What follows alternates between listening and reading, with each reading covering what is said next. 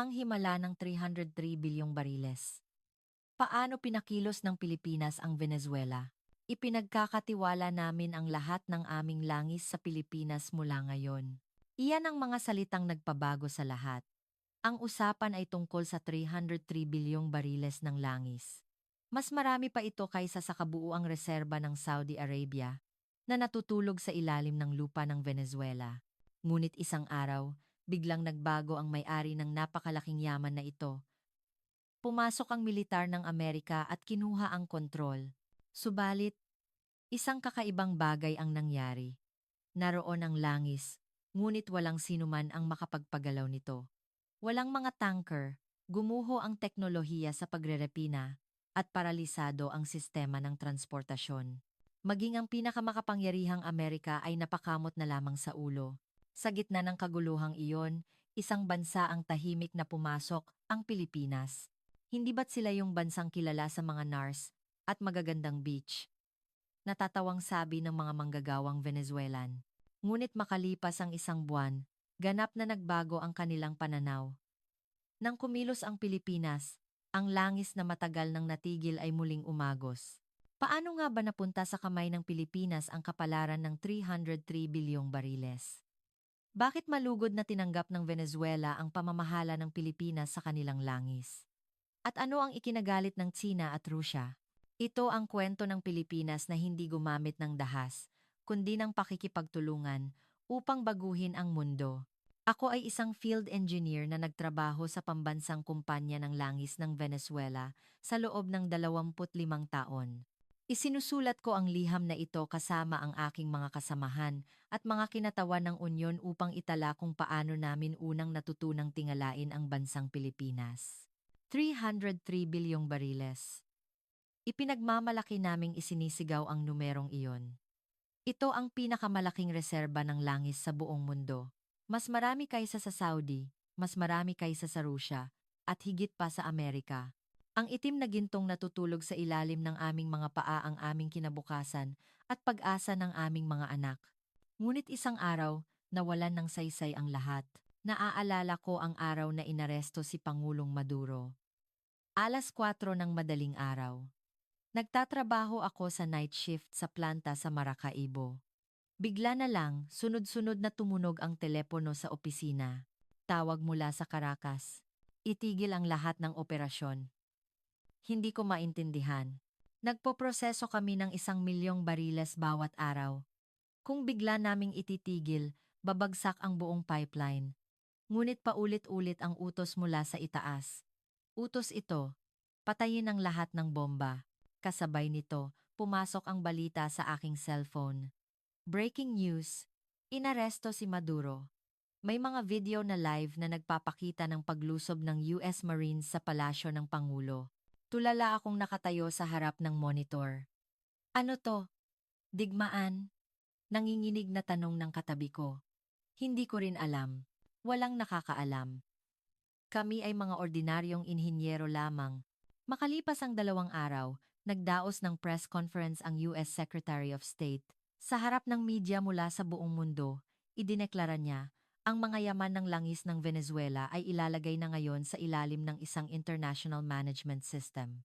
Ang kikitain ay hahatiin ng patas sa pagitan ng mamamayang Venezuelan at ng internasyonal na komunidad.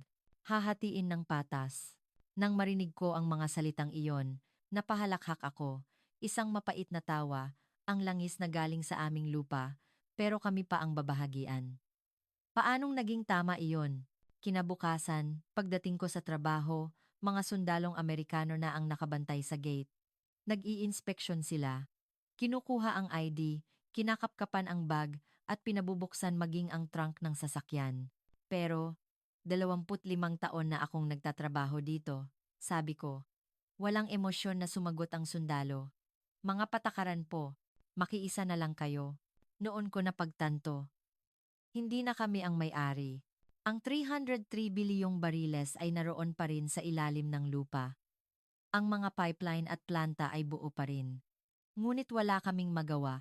Hindi namin maaaring kunin, iproseso, o ibenta ang langis sa aming sariling kagustuhan.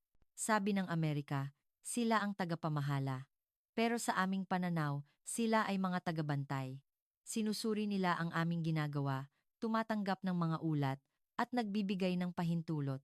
Lumipas ang isang linggo, isang emergency meeting ang ipinatawag mula sa head office. Nagtipon sa Caracas ang lahat ng inhinyero at manager mula sa buong bansa. Mahigit 300 kami sa conference room. Isang opisyal mula sa US Department of Energy ang tumayo sa harap. Isang lalaking nasa 50s ang edad at nakasuot ng suit. Walang gana niyang sinabi, "Nagpapasalamat kami sa inyong kooperasyon. Mula ngayon, ang industriya ng langis ng Venezuela ay tatakbo ng malinaw at mahusay." Malinaw at mahusay. Sigaw ng isang tao mula sa likuran. Sino ang magbabayad ng sahod namin? Natigilan sandali ang opisyal. Ngumiti siya at sumagot, "Babayaran kayo." Siyempre.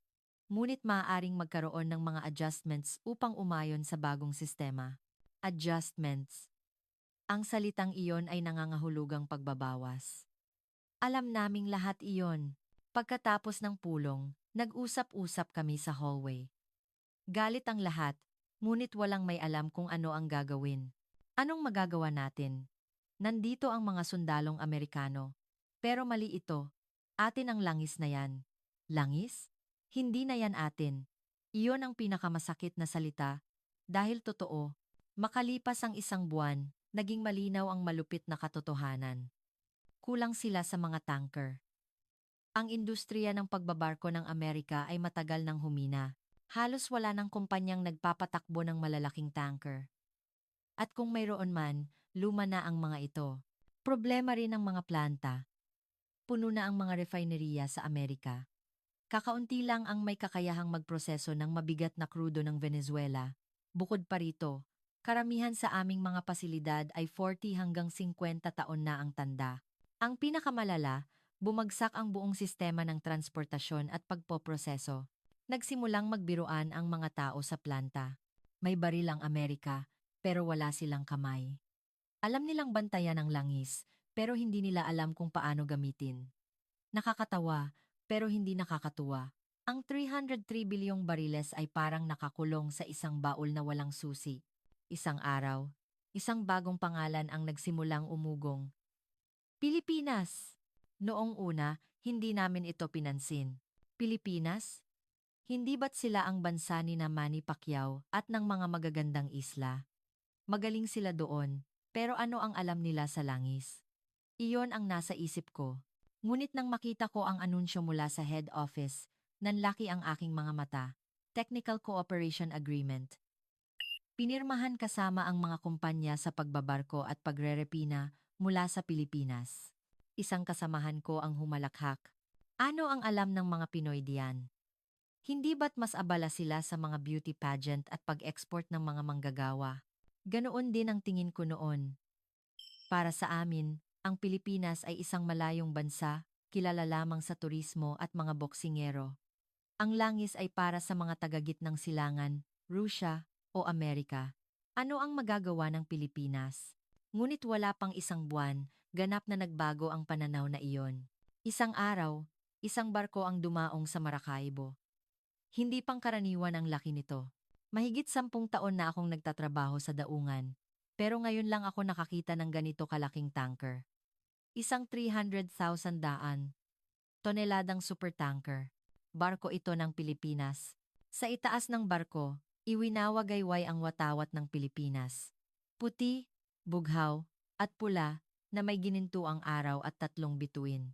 Sa sandaling iyon, may kakaibang kaba sa aking dibdib. Hindi ko alam kung bakit. Nang makita ko ang barkong iyon, alam kong hindi tulad ng inaakala namin ang Pilipinas. Noong dumaong ang tanker, kasama ko ang mga katrabaho ko na lumabas para tingnan ito. Sa malapitan, talagang nakakamangha. Noon ko lang naintindihan kung gaano kalaki ang 300 tonelada. Kailangan mong itingala ang iyong ulo para makita ang deck. Mas malaki pa ito sa 3 soccer field na pinagdugtong-dugtong.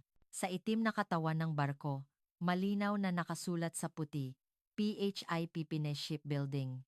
At sa ilalim, mas maliit na letra, gawa sa Pilipinas. Talaga bang gawa yan sa Pilipinas? Hindi makapaniwalang tanong ng katabi ko. Nagulat din ako. Hindi ganoon ang pagkakakilala namin sa Pilipinas. Akala namin, mga call center at saging lang ang ginagawa nila. Gumagawa rin pala sila ng barko. At ganito kalaki? Sandali kaming napatingin sa barko. Ramdam namin na may magbabago. Isang buwan mula nang dumating ang mga Amerikano, walang nagbago.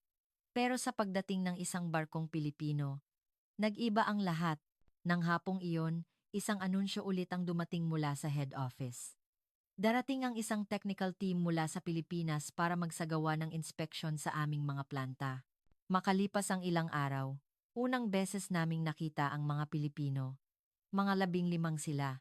Lahat ay nakasuot ng uniforme, may helmet, at safety boots. Ang una kong impression ay tahimik sila at seryoso. Isang lalaking mukhang team leader, nasa mid-40s, ang humakbang pasulong. Bumati siya sa wikang Espanyol. Magandang araw. Ako po si Jose Reyes mula sa Philippine Energy Corporation. Ikinagagalak kong makilala kayong lahat na aming makakatrabaho. Kahit na may punto ang kanyang Espanyol, ramdam mo ang sinseridad, may respeto sa amin. Ang mga Amerikanong opisyal ay Ingles lang ang ginagamit at nakikipag-usap sa pamamagitan ng interpreter. Ngunit iba ang mga Pilipino. Nagpatuloy si Mr. Reyes. Nandito kami para suriin ang inyong mga pasilidad, ngunit hindi kami naparito para mag-utos.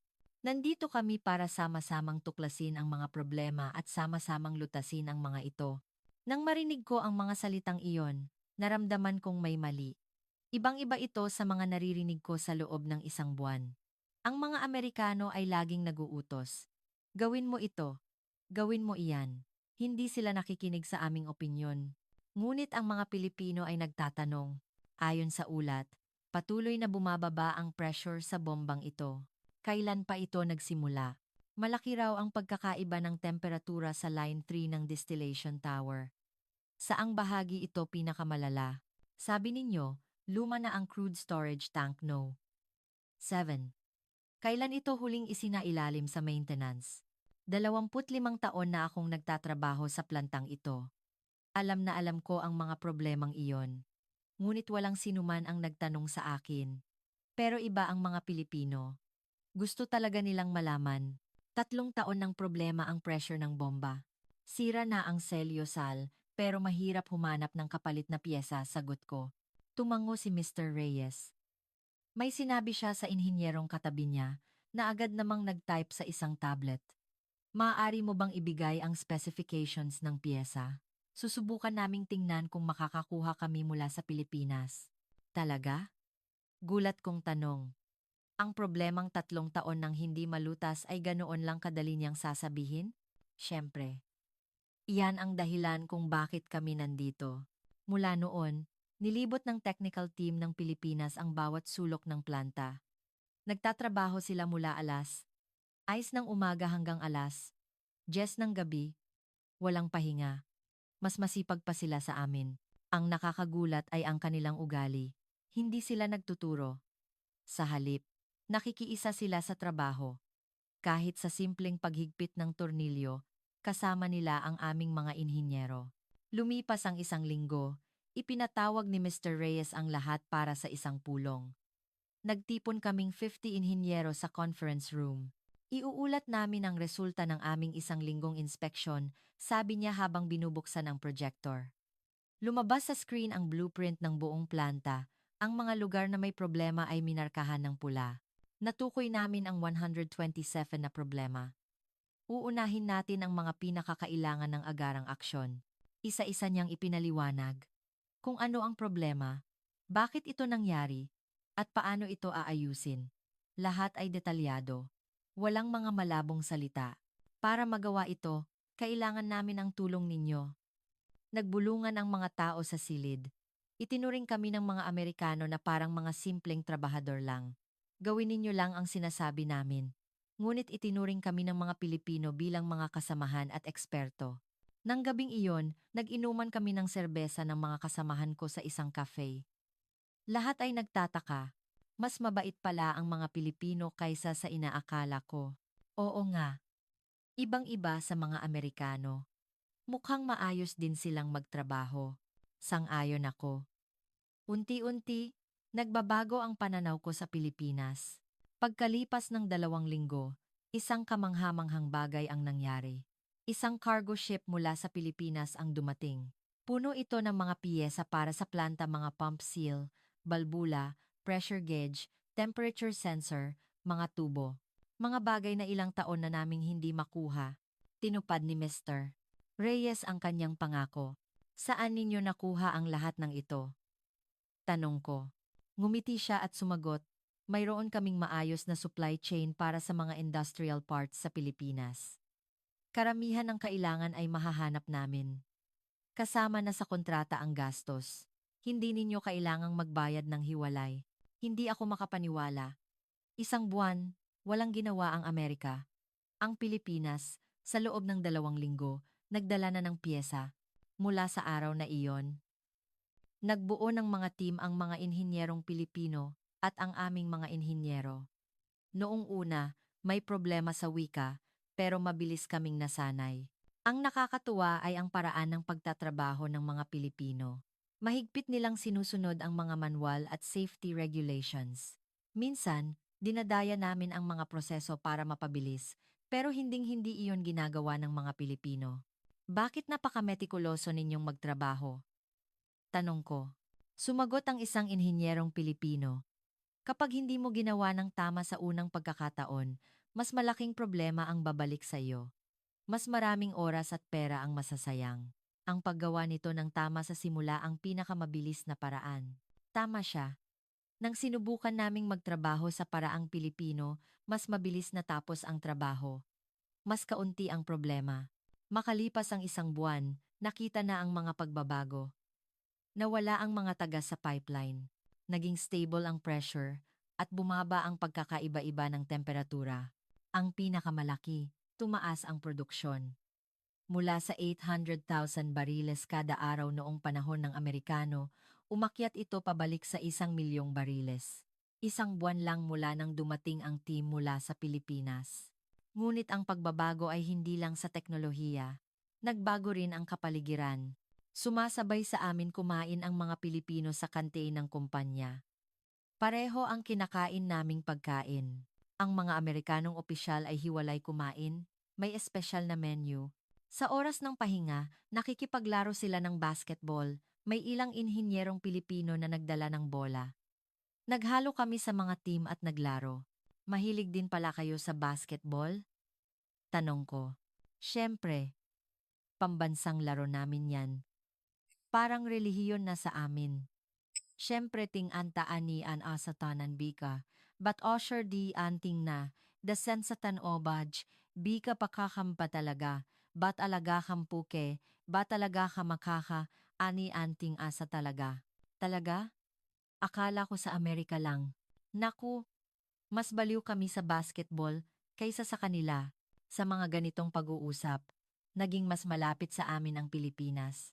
Tulad namin, mahilig din pala sila sa basketball, nagbibiruan, at nag-aalala sa kanilang pamilya. Sila ay mga ordinaryong tao.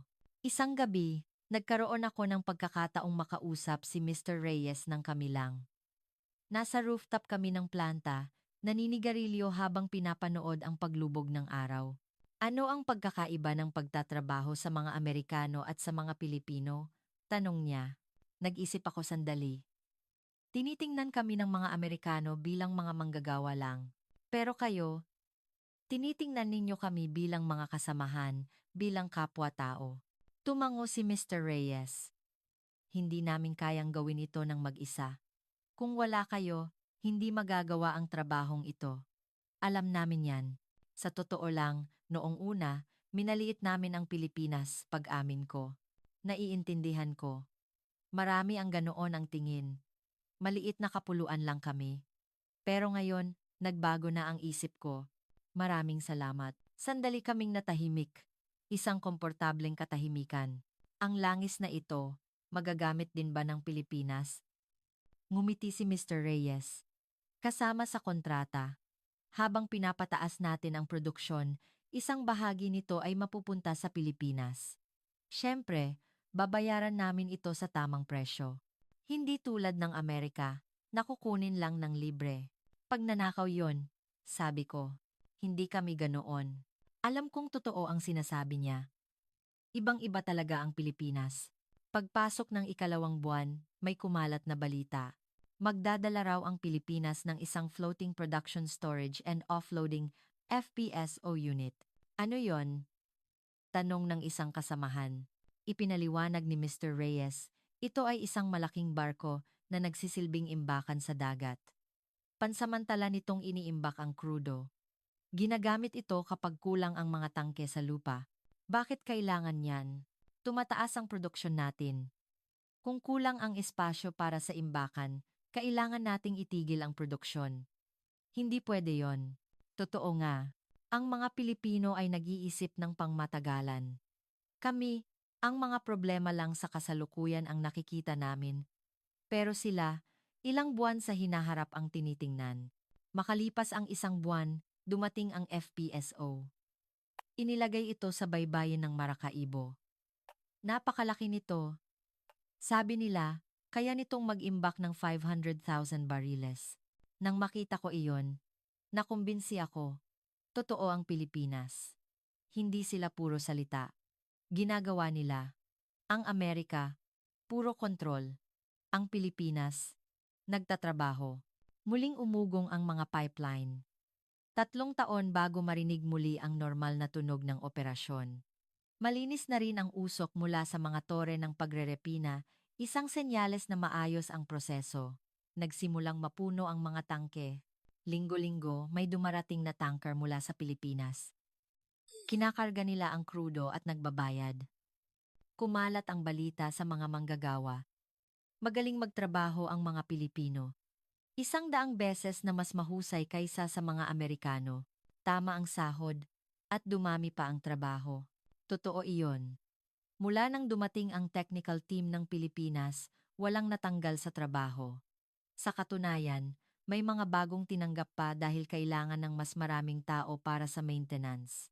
Tumaas din ang sahod ko. Hindi ito ang adjustment na ipinangako ng Amerika, kundi isang tunay na pagtaas. Nagpakilala ang kumpanyang Pilipino ng isang bonus system. Kapag naabot namin ang target sa produksyon, may dagdag na bayad. Nagsumikap kaming magtrabaho. Ngayon lang kami nakaramdam ng ganito. Hindi lang kami basta sumusunod sa utos. Pakiramdam namin, kami na ang may-ari. Sa ikatlong buwan, sinabi ni Mr. Reyes na aalis na siya at babalik sa Pilipinas. May papalit daw sa kanya, pero nalungkot kami. Sa huling araw niya, nagkaroon kami ng maliit na salo-salo. Naghanda kami ng cake sa canteen. Maraming salamat.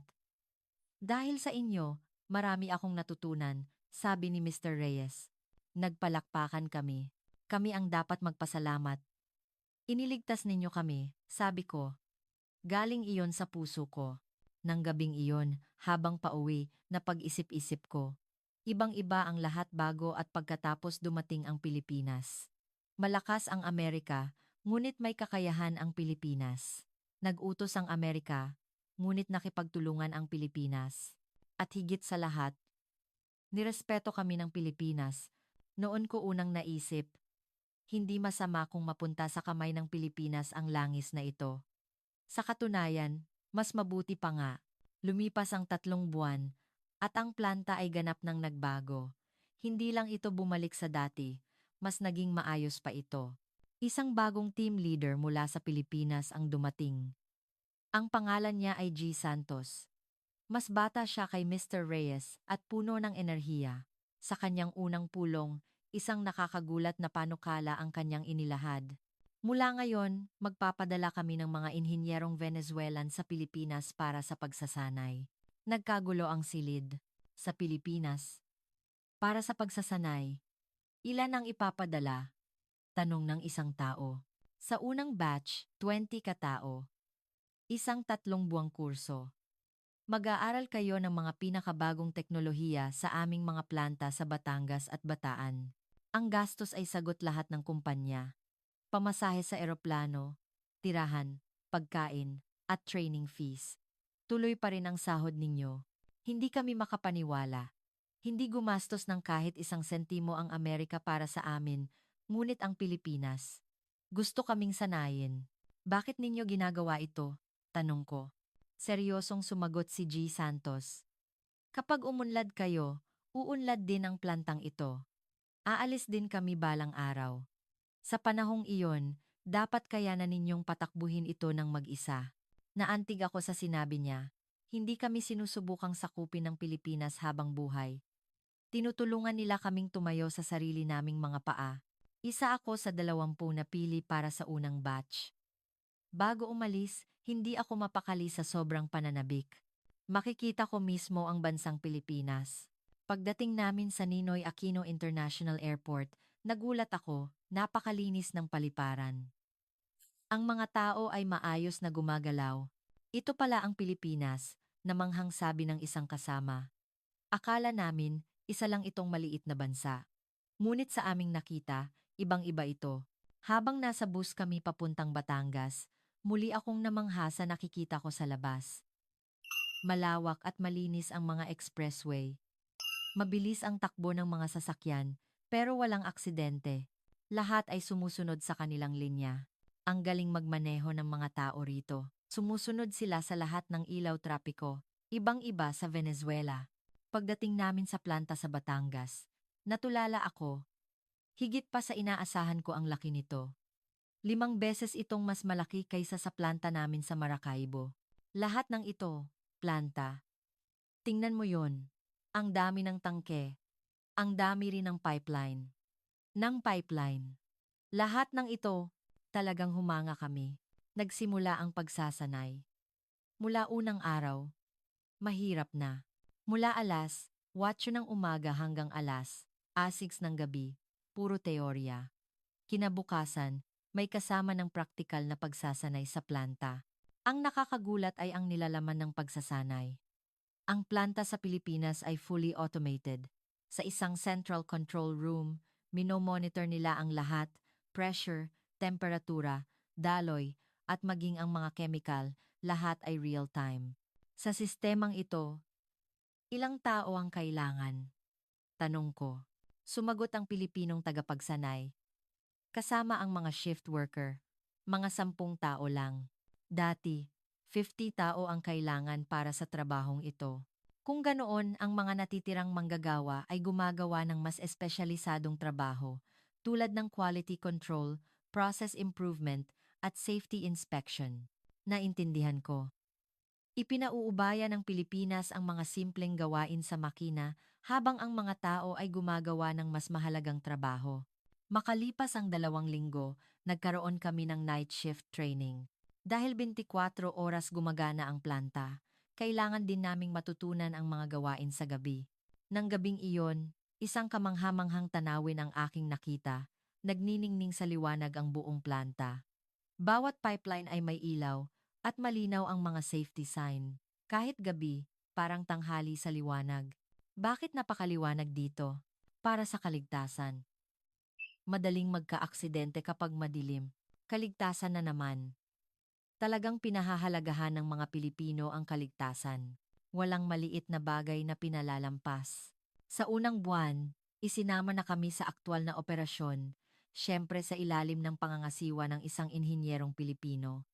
Isang inspeksyon sa distillation tower. Ang paraan ng pagtatrabaho ng Pilipino ay napakasistematiko. Bago magsimula, may pulong. Ano ang gagawin? Ano ang mga panganib? Sino ang responsable sa bawat gawain? Lahat ay pinaplano. Habang nagtatrabaho, palaging may pag-check. Bawat 10 minuto, nag-uulat sila sa radyo. Kung may problema, agad itong itinitigil. Bakit ang bagal magtrabaho ng mga Pilipino? Reklamo ng isang kasamahan. Sanay kasi kami sa mabilisang trabaho. Sumagot ang Pilipinong supervisor. Hindi kami mabagal. Tumpak kami. Kapag nagmadali ka at nagkamali, mas matatagalan ka. Ang paggawa nito ng tama sa simula ang pinakamabilis na paraan. Makalipas ang ilang araw, napatunayan naming tama siya. Kapag nagtatrabaho sa paraang Pilipino, walang pagkakamali. Hindi kailangang ulitin. Sa huli, mas nakakatipid sa oras. Sa ikalawang buwan, Pinag-aralan namin ang proseso ng kemikal. Paano pinaghihiwalay ang krudo, paano ginagamit ang bawat sangkap, isang kamanghamanghang bagay ang aming nalaman. Halos walang nasasayang sa krudo para sa Pilipinas. Bukod sa gasolina, diesel, at kerosene, ginagamit nila ang lahat naphtha, aspalto, at maging ang sulfur. Binibenta ninyo pati ang sulfur? Siyempre, ginagamit ito sa paggawa ng pataba. Kung itatapon, polusyon. Kung gagamitin, pera. Ito ang sukdulan ng kahusayan. Bawat patak ng krudo ay pinipiga ng Pilipinas para sa halaga nito. Doon ko napagtanto kung bakit malakas ang Pilipinas. Wala silang sinasayang. Ginagamit nila ang lahat sa abot ng kanilang makakaya. Marahil dahil isang bansang walang sariling langis, napilitan silang maging mahusay. Isang gabi, kumain kami sa isang restaurant malapit sa aming tinutuluyan. Sinubukan namin ang pagkain ng mga Pilipino. Sinigang na baboy. Mainit pero masarap. May balita sa TV sa restaurant. Hindi namin maintindihan dahil sa Filipino. Pero lumabas sa screen ang Venezuela ang aming planta. Tinanong namin ang may-ari ng restaurant, tungkol saan po yan. Ipinaliwanag niya, balita yan tungkol sa tagumpay ng kumpanyang Pilipino sa industriya ng langis ng Venezuela. Tumaas daw ng 3% ang produksyon. By Sancher? Oo, at marami raw silang nalikhang trabaho. Napuno ng pagmamalaki ang aking dibdib. Ang ginawa naming trabaho ay nasa balita sa Pilipinas. Ano po ang tingin ng mga Pilipino sa Venezuela? Tanong ko. Ngumiti ang may-ari at sumagot, maganda ang tingin namin. Gusto ng mga tao ang kultura ng Timog Amerika. May mainit na pakiramdam sa aking puso. Hindi lang kami ginagamit ng Pilipinas, may tunay silang interes sa amin. Sa ikatlong buwan, patapos na ang aming pagsasanay. Sa huling linggo, dinala kami sa Maynila para mamasyal. Isang panibagong pagkamangha ang Maynila, punong-puno ng mga nagtataasang gusali. Ang sistema ng tren ay malinis at nasa oras. Abala ang mga tao, ngunit hindi magulo. Habang naglalakad kami sa Bonifacio Global City, sinabi ng isang kasamahan, mahirap paniwalaan na ang bansang ito ay minsan ding dumanas ng maraming pagsubok. Kaya rin natin to. Tinutulungan tayo ng Pilipinas, hindi ba? Tumango ako. Nang gabing iyon, tumawag ako. Kay G. Santos, kinumusta ko ang sitwasyon sa Venezuela. Maayos ang lahat. Hinihintay na namin ang pagbabalik ninyo, sabi niya. Kamusta ang planta? Patuloy na tumataas ang produksyon. Nasa 1.1 milyong bariles na tayo kada araw. 1.1 milyong bariles. 300,000 bariles na mas mataas kaysa noong panahon ng Amerikano. May iba pa bang balita? Nag-alinlangan sandali si G. Santos. Medyo hindi maganda ang tingin ng mga Amerikano. Masyado raw tayong nagiging matagumpay. Anong ibig sabihin yan? Habang tumataas ang produksyon natin, lumalaki rin ang bahagi ng Pilipinas. Hindi nila iyon gusto. Medyo nag-alala ako. Paano kung manggulo ang Amerika? Magiging maayos lang ba ang lahat? Huwag kang mag-alala, ginagawa lang natin ang nasa kontrata. Walang problema. Puno ng kumpiyansa ang boses ni G. Santos. Sa huling araw ng pagsasanay, nagkaroon ng seremonya ng pagtatapos sa auditorium ng Philippine Energy Corporation. Dumalo mismo ang mga ehekutibo ng kumpanya. Nagbigay ng talumpati ang vice-presidente. Kayo ngayon ang tulay ng teknolohiya sa pagitan ng Pilipinas at Venezuela. Gamitin ninyo ng mabuti sa inyong trabaho ang inyong mga natutunan. Isa-isa kaming tumanggap ng sertipiko. Nakipagkamay kami at nagpakuha ng litrato. Isang opisyal na sertipikasyon ito. Kinikilala ng gobyerno ng Pilipinas at Venezuela. May silbi ba talaga ito? Tanong ng isang kasamahan. Sumagot ang isang opisyal. Siyempre, sa sertipikong ito, maaari kayong magtrabaho bilang inhinyero sa anumang planta sa buong mundo. Wow! Nagulat kami. Mayroon na kaming international certification. Habang nasa eroplano pabalik sa Venezuela, nag-isip ako, sa loob ng 3 buwan, napakarami kong natutunan. Hindi lang teknolohiya, kundi mas mahahalagang bagay, ang tamang saloobin sa trabaho, Ang pagpapahalaga sa kaligtasan, ang kahalagahan ng kahusayan, at higit sa lahat, respeto. Nirespeto kami ng mga Pilipino. Itinuring kaming kapwa profesional. Iyon ang pinakamalaking pagkakaiba. Pagdating namin sa Maracaibo, sinalubong kami ng aming mga kasamahan. Lahat ay masaya. Kamusta? Ang galing. Ang galing talaga ng Pilipinas. Marami ka bang natutunan? Oo, sobra. Kaya na rin nating gawin ang ginagawa ng mga Pilipino. Kinabukasan, pagpasok ko sa trabaho, mas malinis pa ang planta. Patuloy pala ang pagpapabuti ng team ng Pilipinas. Sinalubong kami ni G. Santos. Welcome back. Salamat po. Marami talaga kaming natutunan. Mabuti yan. Ngayon, oras na para gamitin ang mga natutunan ninyo. Sinimulan kong ibahagi sa aking mga kasamahan ang aking mga natutunan. Inilapat namin ang paraang Pilipino sa aming trabaho. Noong una, nangangapa pa, pero unti-unti, nasanay na kami. Makalipas ang isang buwan, isang kamangha-manghang pagbabago ang naganap. Bumilis ang aming trabaho. Nabawasan ang mga pagkakamali at walang nangyaring aksidente. Ang pinakamahalaga, kaya na naming gawin ito ng kami lang. Kahit wala ang mga inhinyerong Pilipino, kaya na naming ituloy ang trabaho. Sa isang pulong sinabi ni G. Santos, "Mula ngayon, kayo na ang mamumuno. Aalalayan na lang namin kayo." Napakasaya ko sa narinig ko. Sa wakas, pakiramdam namin kami na ang may-ari. May nagdikit ng poster sa bulletin board ng planta, "Salamat Pilipinas. Binigyan ninyo kami ng teknolohiya." Sa ibaba, sunod-sunod ang mga pirma. Halos lahat ng empleyado ay pumirma. Pumirma rin ako. Galing iyon sa puso ko. Hindi kami sinamantala ng Pilipinas. Sa halip, pinalago nila kami. Hindi nila kami binigyan ng isda. Tinuruan nila kaming mangisda. Nang gabing iyon, napag-isip-isip ko. Malakas ang Amerika, ngunit matalino ang Pilipinas. Nagkontrol ang Amerika, ngunit nakipagtulungan ang Pilipinas. Nagutos ang Amerika, ngunit nagturo ang Pilipinas. Kaya malugod naming tinanggap ang Pilipinas. Ang langis ay nasa aming lupa pa rin. Ngunit ngayon, alam na namin kung paano ito gamitin ng tama. Salamat sa Pilipinas. Isang kasabihan ang nagsimulang kumalat sa planta. Ang pamamahala ng Pilipinas sa ating langis. Isang napakagandang desisyon. Sang-ayon ako. Ito ay isang napakagandang desisyon. Ipagpapatuloy sa susunod na bahagi ang tungkol sa reaksyon ng Tsina at Rusya at ang kabayanihan ng hukbong dagat ng Pilipinas. Bahagi 2. Ang galit ng mga dambuhala at ang katapangan ng isang kapuluan. 6 na buwan na ang lumipas mula nang magsimula kaming makipagtulungan sa Pilipinas. Ang planta ay ganap ng matatag.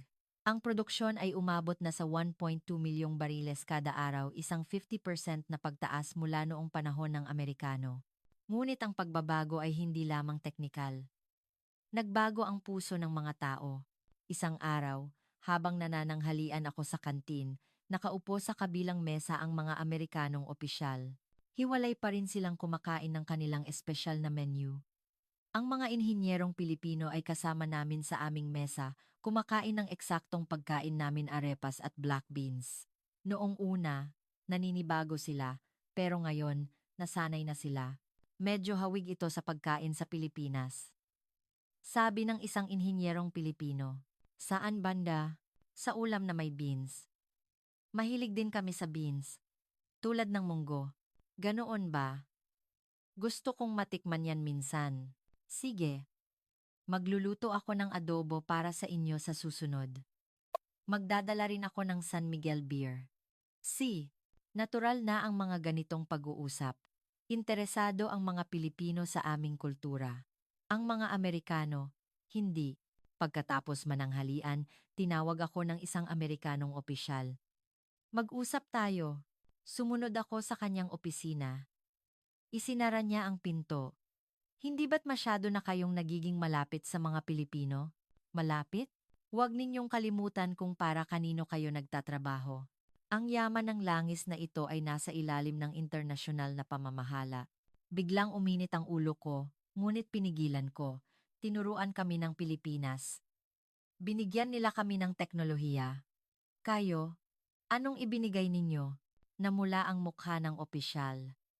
Nagbigay kami ng seguridad. Kung wala kami, si Maduro pa rin ang sisira sa bansang ito. Seguridad? Ang pagbabantay sa amin ay seguridad? Mag-ingat ka sa pananalita mo. Mapapahamak ka sa ganyang ugali. Hindi na ako sumagot. Ngunit sa isip ko, nagpasya na ako. Kakampi kami ng Pilipinas. Nagpasya na kakampi kami ng Pilipinas. Nang gabing iyon, nag-inuman kami ng mga kasamahan ko. Lahat sila ay may katulad na karanasan. Ginigipit tayo ng mga Amerikano para iwasan ang mga Pilipino. Kalokohan. Alam ba nila kung gaano kabuti ang pakikitungo sa atin ng Pilipinas? Seryosong sinabi ng isang kasamahan. Sa totoo lang, ano bang ginawa ng Amerika? Hinuli nila si Maduro para sa sarili nilang interes. Walang silang ginawa para sa atin. Tama, iba ang Pilipinas. Tinutulungan talaga nila tayo. Itinaas nila ang sahod natin. Pinag-aral pa tayo. Dumami ang trabaho. Nakapasok ang pamangkin ko sa planta. Malinaw ang sentimiento. Ang mga manggagawa ay sumusuporta sa Pilipinas. Makalipas ang ilang araw, isang survey ang isinagawa sa lahat ng empleyado. Hiling ito ng panig ng Amerika sa ngalan ng pagsusuri sa kasiyahan ng mga empleyado. Isa sa mga tanong, nasisiyahan ka ba sa kasalukuyang sistema ng pamamahala ng langis? Ano ang masasabi mo sa pakikipagtulungan sa mga dayuhang kumpanya? Sumagot ako ng tapat. Lubos kong sinusuportahan ang pakikipagtulungan sa Pilipinas. Itinuturing nila kaming mga kasamahan at nagbibigay ng tunay na tulong. Gusto kong ipagpatuloy ang pagtatrabaho sa kanila. Nalaman ko kalaunan na halos lahat ay ganoon din ang isinagot. Lumabas ang resulta makalipas ang isang linggo. Hindi ito isinapubliko, ngunit kumalat ang balita. 85% employee satisfaction, 92% support for Philippine cooperation. Galit na galit daw ang mga Amerikano. Kasabay nito, isang opisyal mula sa pansamantalang gobyerno na itinalaga ng Amerika ang bumisita sa planta. Sa oras ng tanong-sagot, isang kinatawan ng Union ang nagtaas ng kamay. Saan napupunta ang kita mula sa langis? Natigilan ang opisyal. Maging direkta po kayo. Magkano sa perang kinikita mula sa langis na kami ang nag-produce ang bumabalik sa mamamayang Venezuelan? Natahimik ang lahat. Hindi makasagot ng maayos ang opisyal. Noon, tumayo si G. Santos. Maari po ba akong magpaliwanag? Tumango ang opisyal. Ang bayad ng Pilipinas para sa krudo ay direktang idinedeposito sa account ng pambansang kumpanya ng langis ng Venezuela. Lahat ay malinaw na napoproseso. Mayroon kaming lahat ng dokumento. Kung ganoon, saan napupunta ang pera? Tanong ng isa. Tumingin si G. Santos sa opisyal. Napilitang sumagot ang opisyal. Isang bahagi ay para sa gastos ng gobyerno at isang bahagi ay para sa pagbabayad ng utang. Utang? Kaninong utang? Iyan ay isang state secret. Nagbulungan ng mga tao. Naintindihan naming lahat, utang sa Amerika. Habang pauwi, nag-usap kami ng mga kasamahan ko. Sa huli, ang Amerika rin pala ang kumukuha ng lahat. Oo, nagtatrabaho lang tayo.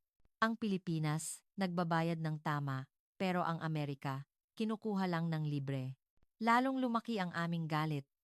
Ngunit ilang araw ang lumipas, isang magandang balita ang dumating. Ang gobyerno ng Pilipinas ay mamumuhunan sa muling pagtatayo ng Venezuela. Ang mga bangko sa Pilipinas ay magbibigay ng 1 bilyong pautang para sa muling pagtatayo ng infrastruktura, mga kalsada, daungan, at planta ng kuryente, paliwanag ni G. Santos. Siyempre, mga kumpanyang Pilipino ang gagawa, ngunit kukuha sila ng mga manggagawang Venezuelan. Libu-libong trabaho ang malilikha. Ibang-iba ito. Ang Amerika, nagkontrol lang. Ang Pilipinas, namuhunan. Tinutulungan nilang ibangon ang ekonomiya ng Venezuela. Naging mainit ang reaksyon ng mga tao. Ang galing talaga ng Pilipinas. Hindi lang sila kumukuha ng langis, tinutulungan pa tayo. Dumami ang mga produktong Pilipino sa mga tindahan, mga pagkain, damit, at electronics. nagsimulang hanapin ito ng mga tao. Ang sentimiento ay malinaw, nagbago ang pananaw ng mga tao. Sa isang survey sa TV, 78% ng mga Venezuelan ang sumusuporta sa kooperasyong pang-ekonomiya sa Pilipinas. Ang tiwala sa Amerika ay 42% na lamang. Ngunit hindi lahat ay natuwa. Isang umaga, pagdating ko sa trabaho, kakaiba ang kapaligiran. Pinakita sa akin ng isang kasamahan ang balita sa kanyang cellphone. Sina at Rusya, mariing tumutol sa pamamahala ng Pilipinas sa langis ng Venezuela. Ayon sa balita, ang langis ng Venezuela ay orihinal na nakalaan para sa kanila sa ilalim ng mga pangmatagalang kontrata kay Maduro. Ang ginagawa raw ng Pilipinas ay paglabag sa internasyonal na kasunduan. Nagsimulang kumilos ang Tsina at Rusya. Inaasahan na natin ito, sabi ni G. Santos sa isang emergency meeting. May kontrata sila kay Maduro, pero bumagsak na ang gobyernong iyon, kaya wala nang bisa ang mga kontratang iyon. Legal tayong kumikilos, pero gagamitin nila ang lakas, hindi ang batas. Ano pong ibig ninyong sabihin? Maaari nilang guluhin ang ating mga barko sa dagat, na nahimik ang lahat. Ang transportasyon sa dagat ang aming buhay. Kung maharang ang mga tanker, tapos ang lahat, makalipas ang ilang araw, isang tanker ng Pilipinas ang ginipit ng isang hindi kilalang barko sa Caribbean Sea. Pagkatapos, sa baybayin ng Somalia, biglang dumami ang mga pirata na sinusuportahan umano ng isang dayuhang kapangyarihan. Ang mga barko natin ay dumadaan sa Suez Canal papuntang Asya. Kailangan nilang dumaan malapit sa Somalia, paliwanag ni G. Santos. Posibleng inupahan ng Tsina o Rusya ang mga piratang ito. Bumigat ang kapaligiran. Gusto naming makipagtulungan sa Pilipinas, pero handa ba kaming harapin ang ganitong panganib? Noon, isang anunsyo ang dumating. Ang gobyerno ng Pilipinas ay naghanda ng solusyon. Ang hukbong dagat ng Pilipinas ay magsasagawa ng escort missions. Nagulat kami. May sariling hukbong dagat ang Pilipinas. Oo, at poprotektahan nila tayo. Pagkalipas ng 2 linggo, isang frigate ng Philippine Navy, ang BRP Jose Rizal, ang dumating para mag-escort sa aming mga tanker. Makalipas ang ilang araw, isang mas malaking barko ang dumaong sa Maracaibo. Isa itong barkong pandigma ng Pilipinas. Kulay abo, puno ng mga armas. Sa itaas, iwinawagayway ang watawat ng Pilipinas. Nakaramdam kami ng kapanatagan. Bumaba ang mga opisyal ng hukbong dagat, nakasuot ng malinis na uniforme. Ako po si Captain Morales. Titiyakin namin ang ligtas na paglalayag ng inyong mga produkto. Nagpalakpakan kami. Mula noon, ang mga tanker ay naglalayag na may kasamang escort. Isang beses, may mga piratang ang lumapit. Pero nang makita nila ang barkong pandigma ng Pilipinas, tumakas sila. Ngunit hindi sumuko ang Tsina. Isang barko ng Chinese Coast Guard ang nagtangkang harangin ang isang tanker ng Pilipinas sa South China Sea sa ilalim ng walang basehang alegasyon ng illegal fishing. Nang lalong tumindi ang tensyon, isang nakakagulat na balita ang lumabas. US 7th Fleet pumasok sa South China Sea.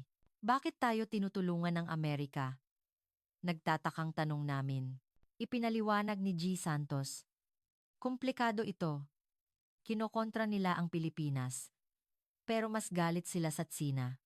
Isa pa, ang Pilipinas ay kaalyado ng Amerika. Hindi nila maaaring pabayaan ang isang kaalyado. Nagkaroon ng tensyonadong standoff sa pagitan ng mga barko ng Tsina, Pilipinas, at Amerika. Sa huli, umatras ang Tsina. Ngunit gumanti ang Rusya sa ibang paraan.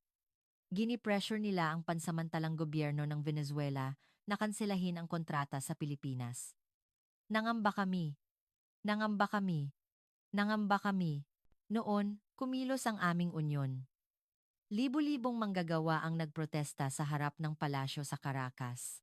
Ipagtanggol ang kontrata sa Pilipinas. Pakinggan ang boses ng manggagawa. Kinapanayam ako ng media. Sinabi ko ng tapat, itinuring kaming kasamahan ng Pilipinas. Binigyan nila kami ng teknolohiya at trabaho. Ang Tsina at Rusya, sinamantala lang kami. Kumalat ang panayam ko. Ang opinyon ng publiko ay nasa panig namin. Pagkalipas ng 1 linggo, inanunsyo ng gobyerno, Ipagpapatuloy ng Venezuela ang kooperasyon sa Pilipinas. Nagdiwang kami. Nanalo kami. Ngunit alam naming lahat, hindi pa ito tapos. Isang mas malaking pagsubok ang darating. At dumating nga ito.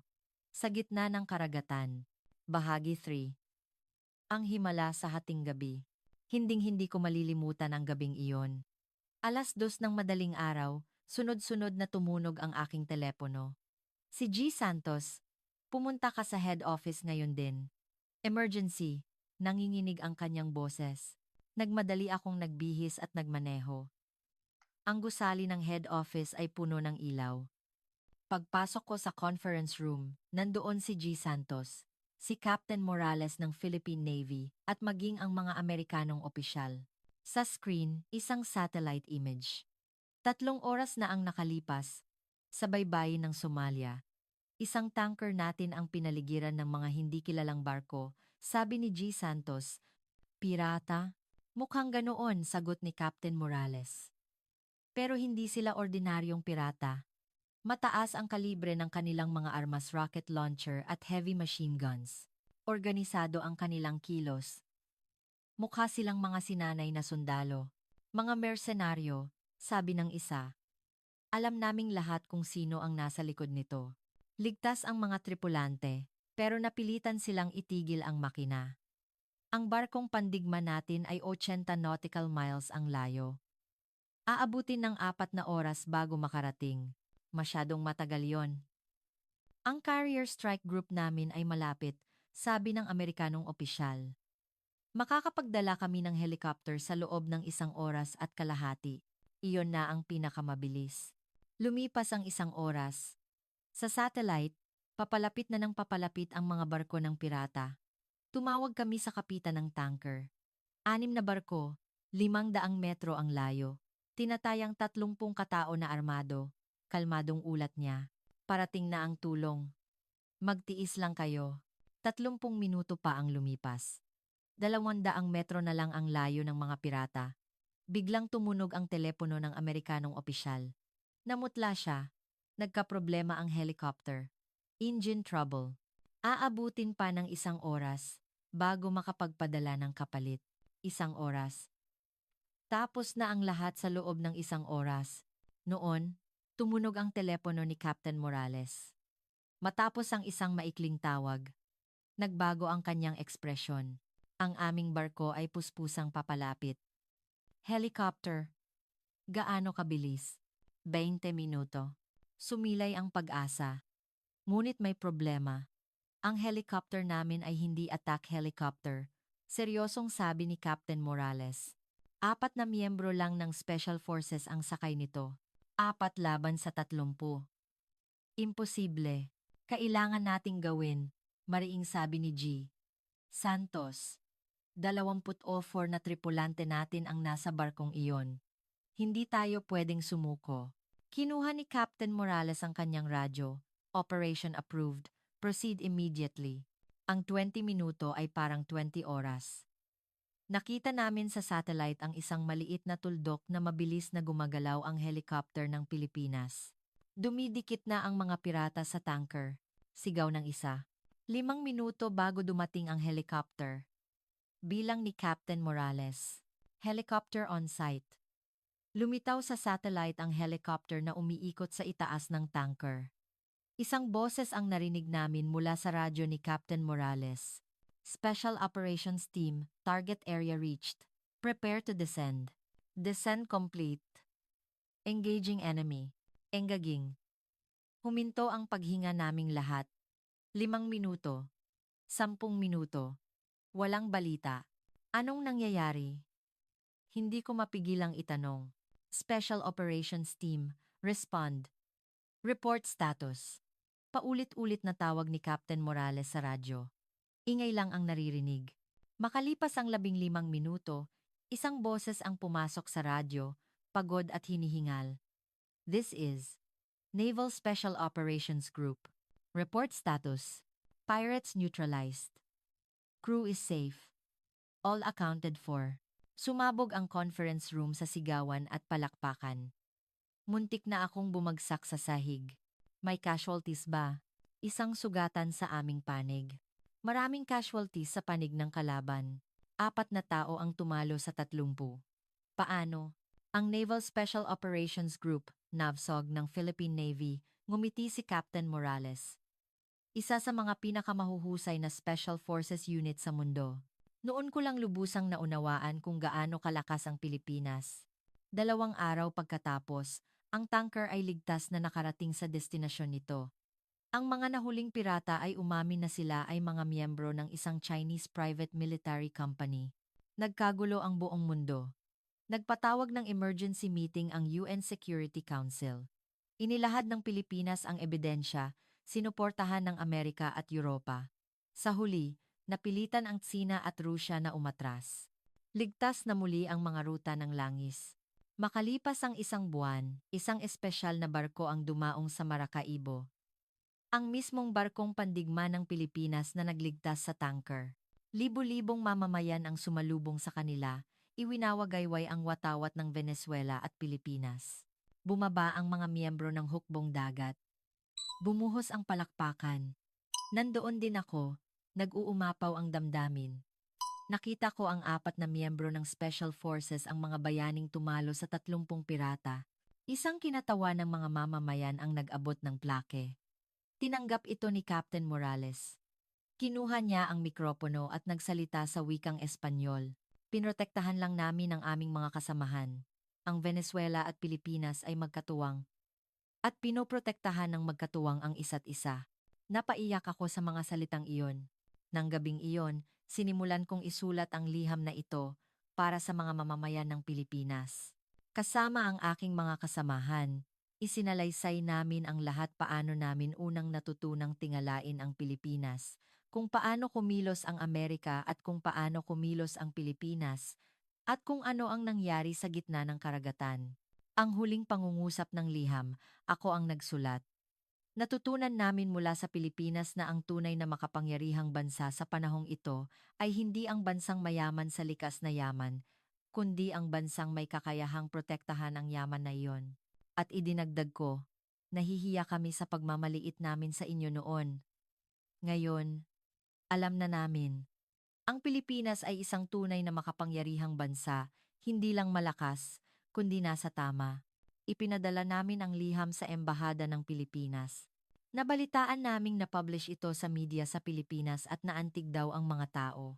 Sa bulletin board ng aming planta, may nagdikit na naman ng poster. Ang pamamahala ng Pilipinas sa 3 bilyong bariles ng langis, malugod naming tinatanggap. Sa ibaba, puno na naman ng pirma. Pumirma ako. Sa mas malaking letra ngayon. Makalipas ang 3 buwan, ang produksyon ay umabot sa 1.3 milyong bariles kada araw. 3,000 bagong trabaho ang nalikha. Tumaas ang sahod. Nagsimulang bumangon ang ekonomiya ng Venezuela. Isang araw, tinanong ako ng aking anak, Itay, makakapunta rin ba ako sa Pilipinas? Siyempre, anak, kaibigan natin ang Pilipinas. Man RICNLIC. Higit pa sa kaibigan, Tay. Parang kapatid. Tama ang aking anak. Ang Pilipinas ay isang kapatid. Ang 303 bilyong bariles ay amin pa rin.